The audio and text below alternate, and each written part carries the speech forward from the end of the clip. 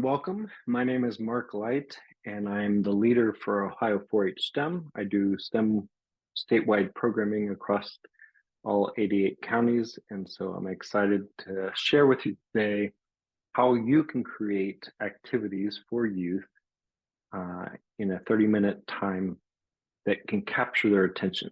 So stick with me, and here we go.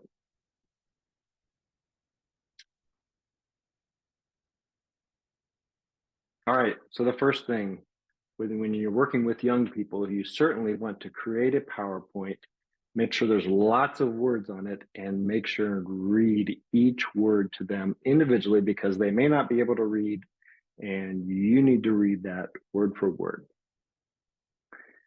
Well, not really. So instead, think about this is a generation who has grown up with social media, with TikTok and YouTube. So they're used to seeing things visually. So pictures of your office and pictures of your work that you do, the careers that you want to share with them, having videos that showcase your company and be able to show the careers from that perspective. Those are going to be more impactful than seeing just words on a screen. The next step, tell them about the good old days and how we had it so hard back in BC, before cell phones, before computers, right? No, that's not really what we want to do. Instead, they have this wonderful tool, and we need to show them how it can be used as a tool and how their cell phone is a great tool that we didn't have growing up. So how can they use it as a tool for researching careers, for finding more out about a company? And so have them look things up during your presentation. Have them look for a picture of someone who is a mentor to them on their phone and share that and why that person's a mentor. So using the technology, using the things that are on their phone for good, and using that and engaging them so that they don't just zone out. The next thing I want you to do is make sure and call on somebody directly and say, hey, you, yes, you in the yellow shirt, I want you to answer my question. No, instead, this is a time in their lives when they really need to be a part of a group. They're looking to fit into that group. And so being singled out is not what is developmentally good for our young people. They want to feel like they're a part of the group. Now, if they volunteer, raise their hand, step up and say, I would like to answer this question, that's a different story. But don't have them be somebody that you're specifically pointing out, because that points them out in a manner that they don't want to be maybe pointed out in front of their peers, because they're at that point where they're very self-conscious. The next thing, have them sit passively while you tell them and give them your infinite wisdom, just like you guys are listening to me with my infinite wisdom right now. And I hope I'm not boring you or making you fall asleep. But no, that's also not what we want to do.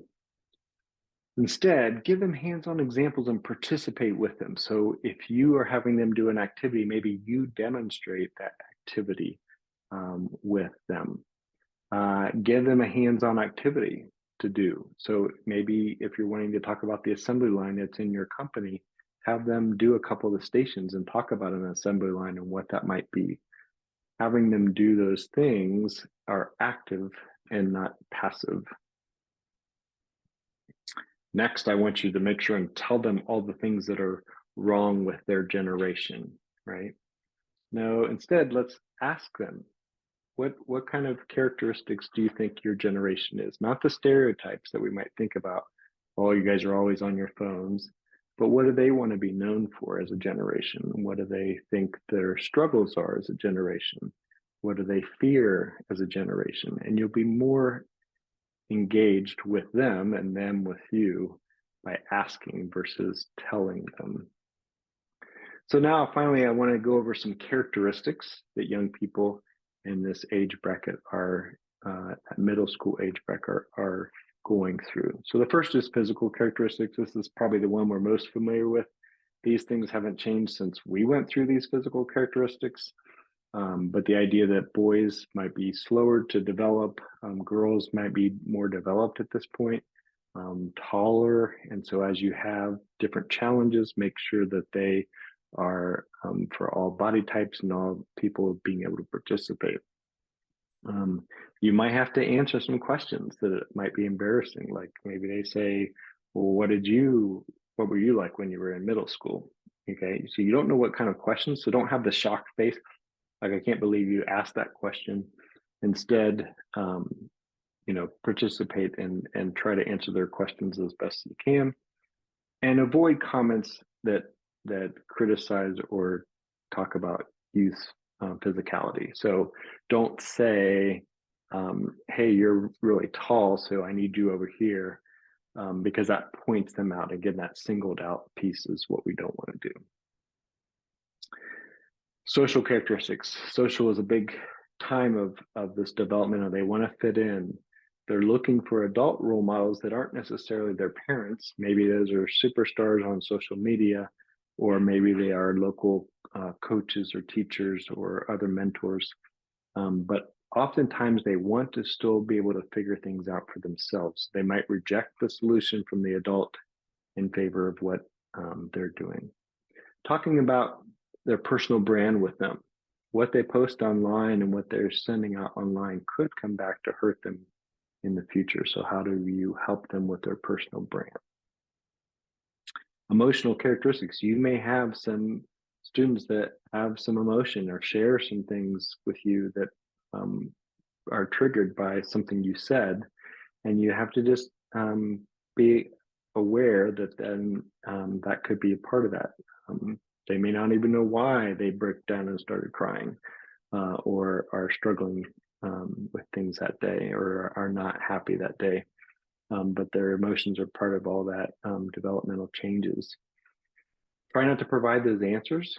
Try to let the youth come up with that, and so that we don't just spit out the answer that we want, but let them, and maybe it's not the right answer, but help them come back around to finding those right answers.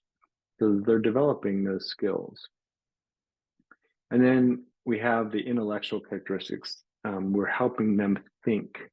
We're helping them come up with the ability to speak publicly and engage in teams and set goals. And we're helping them move from this fantasy, I want to be this when I grow up, maybe, to what does it take to be this when I grow up?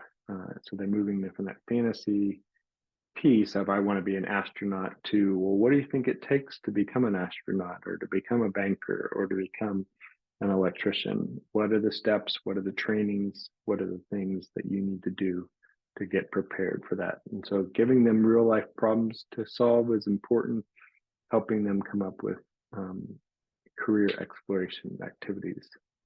Finally, just be the guide on the side. Don't be that person that's going to impart knowledge.